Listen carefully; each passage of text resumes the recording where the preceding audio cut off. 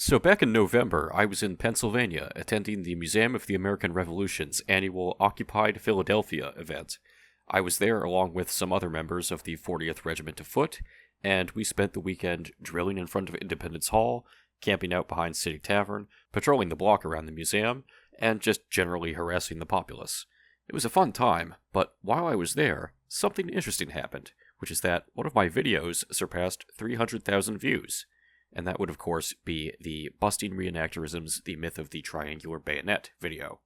And with so many people having watched that video, it occurred to me that most of the people who have watched it probably have not heard the term Reenactorism before, and therefore probably don't know exactly what it means. So I decided to interview some of the other participants at the event to ask them to define the term Reenactorism in their own words, and to provide some examples of classic ones that they may have heard over the years.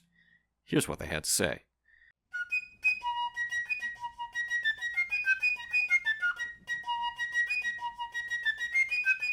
Reenactorism, I would say, is a kind of popularized idea or a popularized myth that's been born into this public sphere through reenactors themselves, probably communicating these things without a whole lot of background in terms of research or knowledge in the subject, but also, generally speaking, that's been kind of allowed to persist over time. That was passed down as well, this is how it always was, but nobody ever really stopped to think about it, and nobody ever stopped to say, well, how do I know that? Something that no one can really trace down the origin of it, but everybody's been saying it for so long that it's become accepted as fact in some ways, and nobody bothers to really dig into it and check to see if it's true or not. And often it's not true. I would say a reenactorism is just some quasi-idea that sounds plausible, but has maybe some basis in historic fact, but has kind of played the telephone game over the years and has just turned into a thing. So a reenactorism isn't someone intentionally trying to misinform people. It's just somewhere along the line, some information got a little bit crossed. There's a story going around that when you're drinking at a tavern, recruiting sergeants would put coins in the bottom of your drink. And that when you would drink, you would have the coin and be thinking, oh, I got a coin. And now you've taken the king's shilling. And that means you're now in the British Army. Completely not true. All right, so there's also this misconception, classic misconception, that the single requirement to be a soldier in the 18th century is that you had to have two opposing teeth, so that you could bite off the paper cartridge, with the gunpowder and the musket ball that you drop down, and that requires having teeth to be able to tear it off, which implies a lot.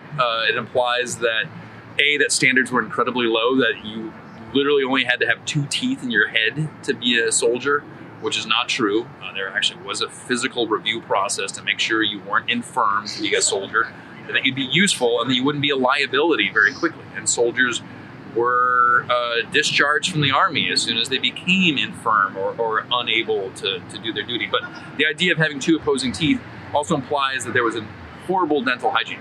There certainly was not good modern dental hygiene, but largely because of different diets at the time, people's teeth were probably in many ways, certainly in certain parts of the world in England, weren't so bad that their teeth were all completely rotted out of their head by the time they were the age of a typical soldier, 16 to into their later adult years.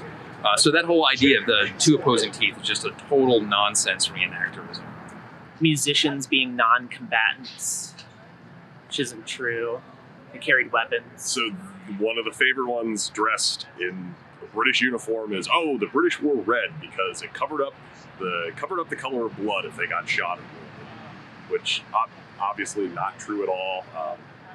The British worn red for at least 100 years before the American Revolution, going back to the English Civil War, and really with all things military, they wore red because they got a good deal on it. Batter dye was cheap. Creates a red coat, and it just stuck. It's pretty much the way it is with the military today as it was then. Lowest price, that's what you get. Everybody died at the age of 30. It's not true.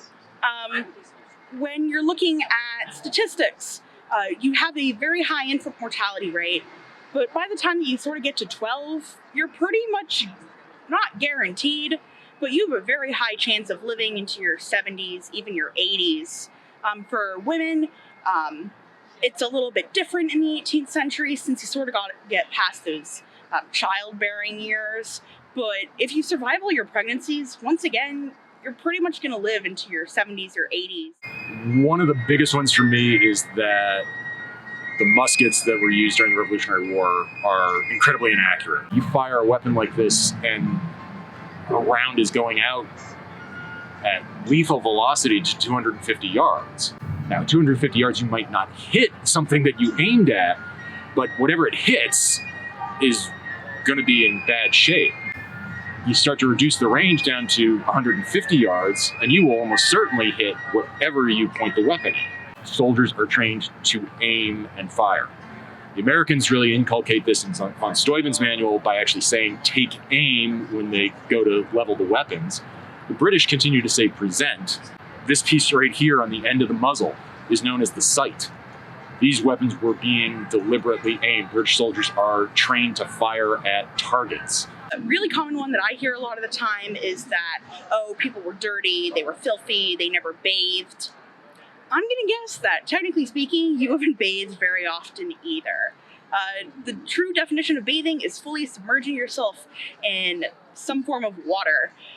Most people nowadays take showers, and while they didn't have showers in the 18th century, they were cleaning themselves twice a day, in the morning and the evening. That reenactors will call the reenactors too clean.